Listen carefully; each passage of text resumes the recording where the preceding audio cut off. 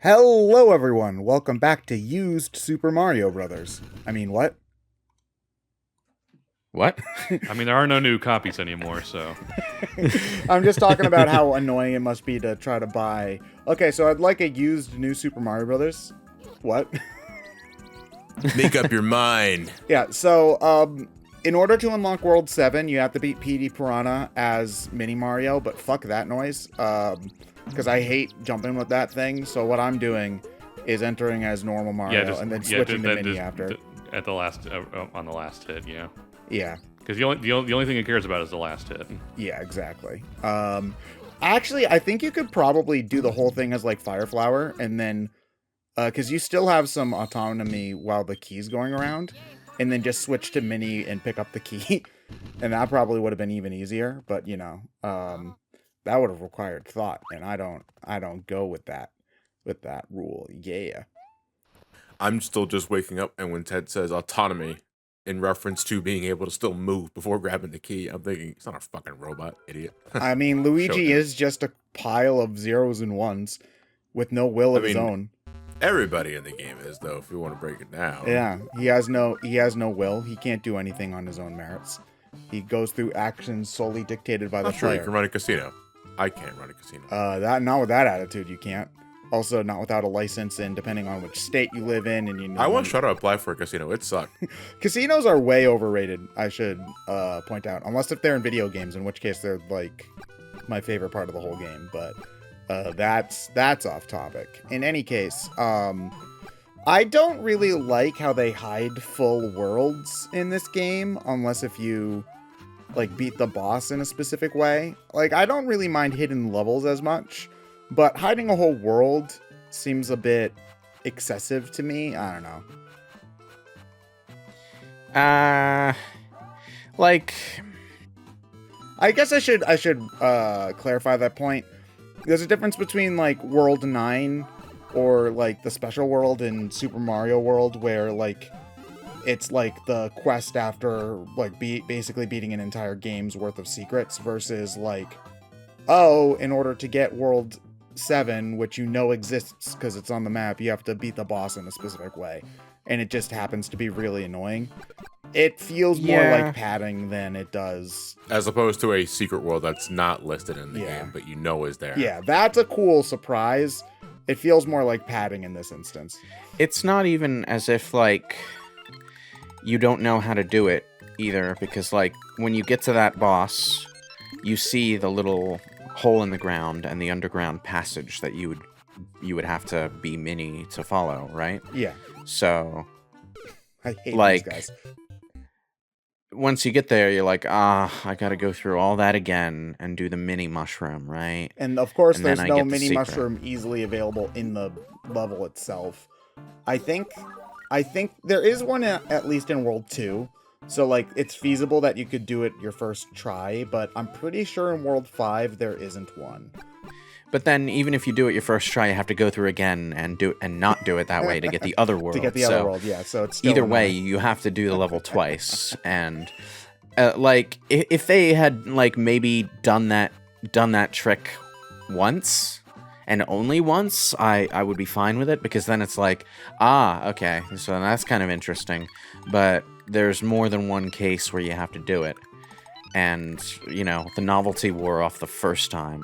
I was gonna say, I think it's just them trying to replicate the Mario World thing, where some stages had alternate exits, and well, yeah, but it's not even really an alternate exit. It's the same exit, two pixels down. Yeah, it's the same exit, only Luigi walks out the doggy door instead. Yeah, exactly. I'm just imagining the same door. It's like Luigi decides to go to the grocery store, opens the door normally. Luigi decides to go to the the pizza place to pick up a pizza and cross through the doggy door, and that leads him somehow to a different place. Yeah. How's he gonna get the pizza? How's he gonna get the pizza box back through the doggy door, though? Don't worry about it. He brings paper plates with him and puts them in slice by slice. Oh God, Luigi, hurry up! It's growing cold. Oh man. But yeah, like, I know that like Mario World had hidden exits and stuff like that, but it never had a world that like you just had to do something inane to go to. Like you never like skipped a whole world just by playing normally. You know, again, other than the Star World, which is, I think, a completely different kind of beast. Yeah, that's something different. Yeah. I mean, I guess I'm thinking of the other new games. And by new games, I mean new sub-series. God, I hate this title. Like, New You basically gave you a choice if you wanted to do, what was it, like Water World or Jungle World? I think, no, it was Water World or Ice World. I think that's more fine because it's just like straight up saying, which one do you want to do? And it's not some inane unlockable shenanigans. You know, it's funny because outside of maybe Mario 1 and maybe Mario World, the idea of warp zones or shortcuts through the game is something I don't really find myself doing in any Mario game after that has them. I generally don't do them at all because I feel like I'm skipping too much of the game. I mean, that's the entire point. Yeah, but it's one of those, I do it in the games that have like a level in between, because like New Mario U has like, well, sometimes have like a level between the two as like a buffer level or something. So it's like I want to play all the content, but it's like if I do that and I say, oh, I went from World 1 to World 4, I'll play that in between level, then just go back to World 1. It's much more of an NES kind of design philosophy because games didn't really have save packs, especially not like 2D platformers back then. And the Mario games didn't even have passwords. Well, not in America anyway. Yeah. So like I always got the idea of the warp zones or the warp whistle in Mario 3 as, oh, I got to World 5 and then I had to turn the game off, you know, and so here I'm going to get back to World 5 real quick. That was the idea I always had for it. Didn't Mario 3 have a save file though? Maybe in Japan? No. Not even in Japan? No. Okay. Yeah. I wasn't sure because I knew Zelda had a battery save. Yeah, batteries were very, very rare on the especially on the Famicom, but even still on the NES. Like we normally only associate them with RPGs from the time, and even the Japanese versions of the Dragon Quest games used passwords for at least a couple of them. Well, it was a little more common with the Famicom disk system specifically, and starting with in '85 and beyond. You know, because that was kind of the entire thing of the disk system is that, you know, you can put things on a disk and save it. Yeah. But that was its own weird thing where it's like you'd never really owned the games. You just went to a kiosk and downloaded the games onto your little floppy. Oh, so it's like a modern portent of what was to come. Very romantic Friday night. I mean, kind of. I mean, it's weird because Nintendo did that with the Super Nintendo too. That's why the Satellaview? No, not the Satellaview. They did something similar. Because I forget, not Fire Emblem, I think it's Fire Emblem 5, the one that's like a mid-quill that takes it in between the story beats of genealogy. That's like one of the rare Super Nintendo games ever because it only got a super limited release afterwards because it was like a download-only game for a long time. Oh, really? Yeah. Wow. I can see why they were going in that direction because, like, at the time, especially with cartridge games, game manufacturing was frickin' expensive. Mind you, this was also like 2 years after the N64 came out, so it was like Mega Man and Base, where it's like it's a Super Nintendo game coming out in like 1997. Yeah, because more people would buy them on the SNES than on the N64, considering how well that thing sold. Unfortunately. Yeah, the older cartridge-based systems did last quite a while after the following generation was technically already out. Yeah, I think it is. Well, I mean the NES lasted longer into the Super Nintendo than the Super Nintendo did for the N64. Yeah. The last Nintendo made game for the NES I think was 93.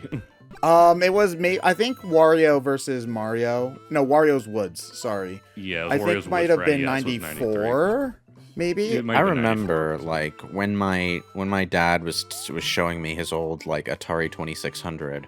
One of the very few conversations that I remember having about it with him was that he didn't like the what was the next one up, the 50-something hundred, 5200, 5200. Yeah, he didn't like that one because it couldn't play the other games, the older games from the previous system. That was you know what, I remember this being a big deal when I was going from the GameCube to the N64. And that was part of what made the Game Boy Advance so appealing, was that I didn't have to carry around 2 different pieces of hardware in order to play different games. Versus, like, we had to get this little A-B switch thing in order to keep my N64 and GameCube hooked up at the same time. I mean, they were trying. There was a plan for the Super Nintendo to do that with NES games. Yeah, but I think the idea of having to upgrade to a new console was still new.